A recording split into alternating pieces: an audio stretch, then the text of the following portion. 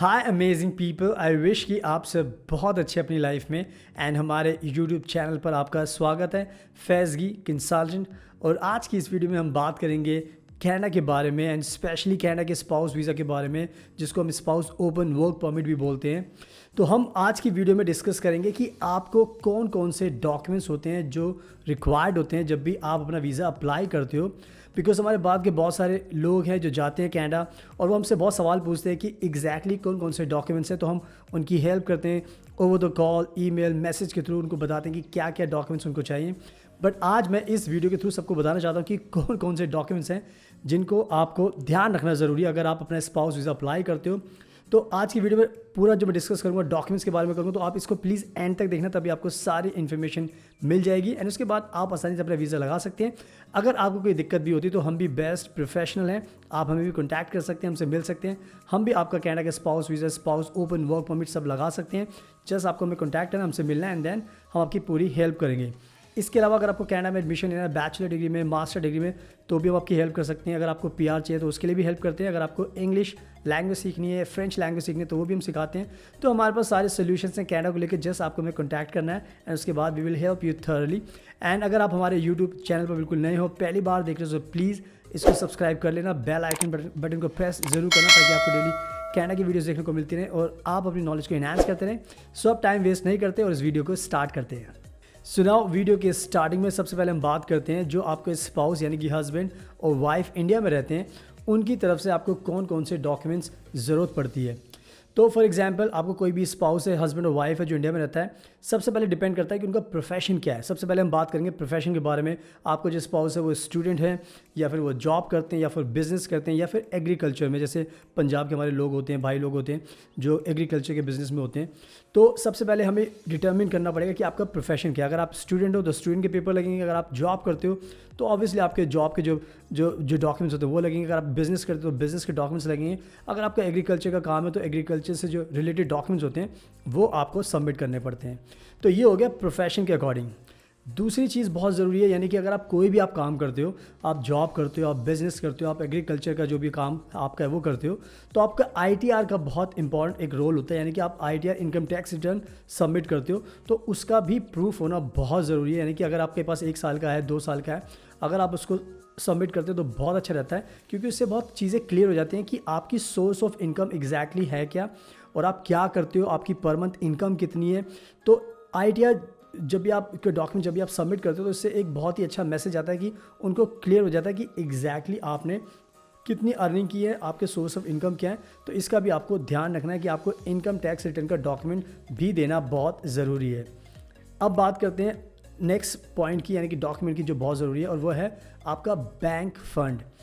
Bank fund बहुत ही ज़्यादा ज़रूरी है और ये बहुत आपको ध्यान रखना है कि अगर आपका जो फ़ंड है फॉर एग्जांपल कम से कम वो 6 महीने तो पुराना होना चाहिए। अगर उससे ज़्यादा है 1 साल का तो और भी अच्छी बात है।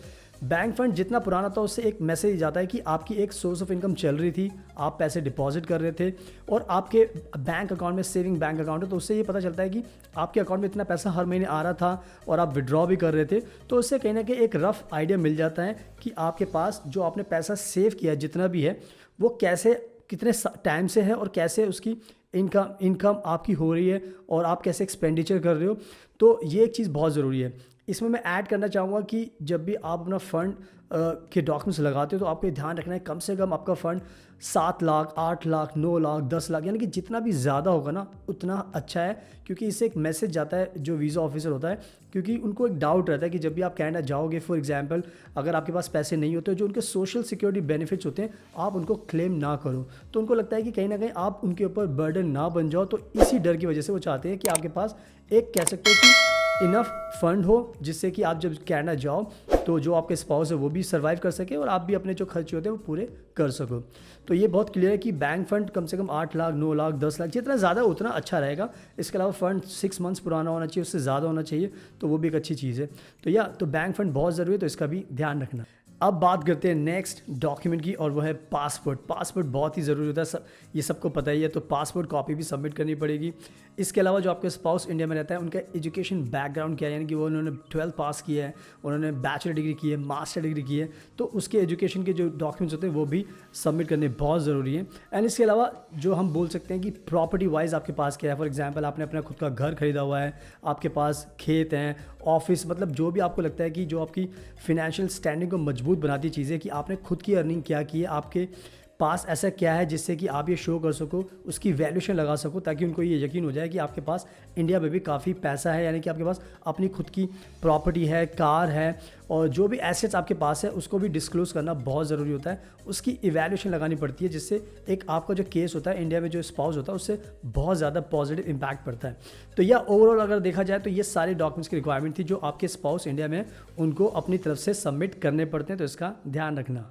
एंड नाउ अब बात करते हैं जो आपका स्पाउस कनाडा में रहता है, उनकी तरफ से कौन कौन से डॉक्यूमेंट्स की ज़रूरत होती है जो सबमिट करने बहुत ज़रूरी है, बिकॉज उससे वीज़ा ऑफिसर को इंडिया में पता चल जाता है कि जो आपके स्पाउस है एग्जैक्टली वो कनाडा में करता क्या है।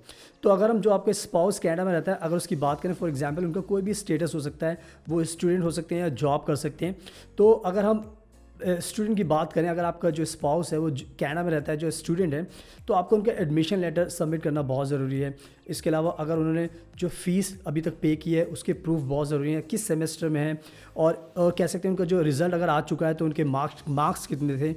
तो एजुकेशन से रिलेटेड जो भी डॉक्यूमेंट्स होते हैं वो बहुत ज़रूरी थे, क्योंकि इससे पता चल जाता है कि आपका जो स्पाउस है कनाडा में एग्जैक्टली किस लेवल की पढ़ाई कर रहा है, कितने सेमेस्टर की पढ़ाई हो चुकी है, कितने मार्क्स है, कितना आपका जो स्पाउस है कितना इंटेलिजेंट है पढ़ाई में, एग्जैक्टली क्या चल रहा है। इसके अलावा जो आपका स्पाउस रहता है कनाडा में, उनका जो बैंक जो अकाउंट है उसमें कितना मनी है, वो भी उसकी भी एक कह सकते हो कि स्टेटमेंट बहुत ज़रूरी होती है, क्योंकि उससे ये पता चल जाता है कि आपके स्पाउस के पास इस टाइम एट प्रेजेंट जब भी आपने एप्लीकेशन लगाई कितना पैसा उनके पास अभी उनके अकाउंट में है, तो ये भी ध्यान रखना है। इसके अलावा हम बात करेंगे जॉब के बारे में। अगर आपका जो स्पाउस है जो कनाडा में जो स्टूडेंट है, अगर वो जॉब कर रहा है तो बहुत ज़रूरी है कि उनकी जो अर्निंग है वो कितनी होती है। तो जो जॉब के डॉक्यूमेंट्स होते हैं वो भी सबमिट करने बहुत ज़रूरी है, क्योंकि इससे एक आइडिया लग जाता है कि रफली आपका जो स्पाउस है वो कनाडा में कैसे अपना सर्वाइवल कर रहा है, कितने पैसे वो कमाते हैं, क्या उनकी टाइमिंग है काम करने की, कैसे वो मैनेज करते हैं। तो कहीं ना कहीं जॉब के जो डॉक्यूमेंट्स होते हैं उससे भी बहुत ज़्यादा चीज़ें पता चलती हैं, जिससे आपका केस कहीं ना कहीं बहुत ज़्यादा स्ट्रॉन्ग होता है। इसके अलावा अगर हम बात करें तो जो नेक्स्ट चीज़ है वो है अकोमोडेशन बहुत ज़्यादा ज़रूरी है। अगर आपके स्पाउस जो भी कनाडा में रहता है उनके पास एक स्पेशियस घर होना चाहिए, और उसका रेंट कितना, आई मीन टू से उनका जो कॉन्ट्रैक्ट है अकोमोडेशन का वो होना बहुत ज़रूरी, ताकि उससे एक वीज़ा ऑफिसर को पता चल जाता है कि आपके स्पाउस कहाँ पर रहता है, कितने टाइम से रह रहा है, क्या कॉन्ट्रैक्ट की ड्यूरेशन है, कितना अमाउंट वो पे करते हैं, कितना साइज़ है अकोमोडेशन का। तो ये फैक्टर भी बहुत ज़्यादा ज़रूरी होता है। इसके अलावा ऑब्वियसली जब आपका स्पाउस कनाडा गया था तो उनका जो वीज़ा है वो उसका स्टेटस अभी क्या है exactly, and also the passport copy. तो ये सब ओवरऑल जो डॉक्यूमेंट्स होते हैं ये बहुत ज़्यादा ज़रूरी होते हैं आपके स्पाउस की तरफ से।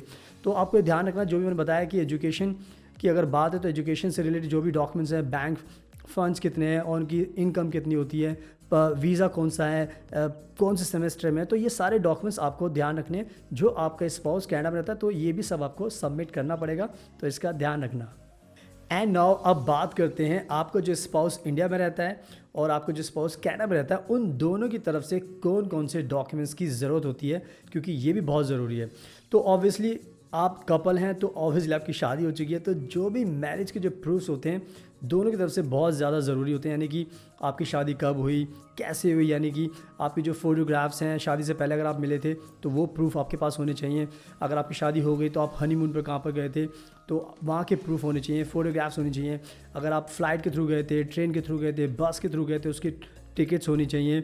इसके अलावा किस होटल में आप रुके थे उसका प्रूफ होना चाहिए, एंड आपका जो मैरिज कार्ड होता है वो भी बहुत ज़रूरी है।